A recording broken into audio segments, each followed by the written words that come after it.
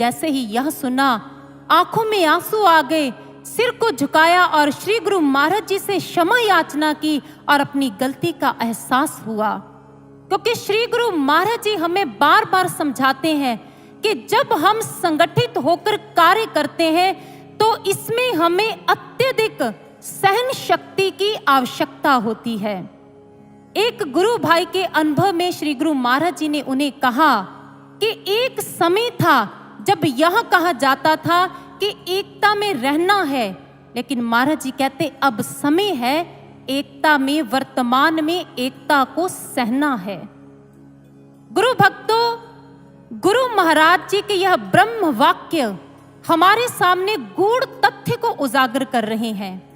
एकता को सहने का तात्पर्य क्या है? जब हम समूह में एकजुट होकर, क्योंकि जितने भी हमारी सेवाएं होती हैं तकरीबन समूह में ही होती हैं, हमें मिलकर ही कार्य करना होता है। और जब हम मिलजुल कर एकजुट होकर कार्य करते हैं तो आवश्यक नहीं है कि आपके जो सहयोगी हैं उन सबके स्वभाव, उन सबके व्यवहार एक जैसे ही हो, क्योंकि सबकी कार्य प्रणाली अलग अलग होती है। कोई तीव्र गति से कार्य करता है तो कोई धीरे धीरे कार्य करता है। और ऐसे समय के अंदर उस स्थान पर स्वयं को स्थिर रखने के लिए अगर हमारा कोई सहयोग कर सकता है तो वह है हमारी सहन शक्ति।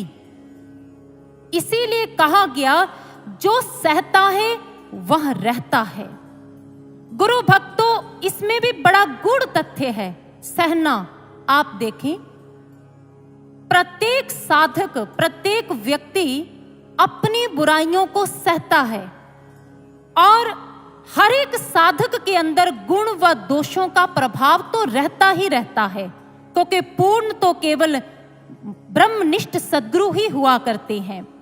और एक साधक को पता होता है कि मेरे अंदर ये दोष है, इसका वेग अधिक है, वह अपने प्रत्येक दोष को सहता भी है और स्वयं को क्षमा भी करता है और इस पथ पर आगे भी बढ़ता है।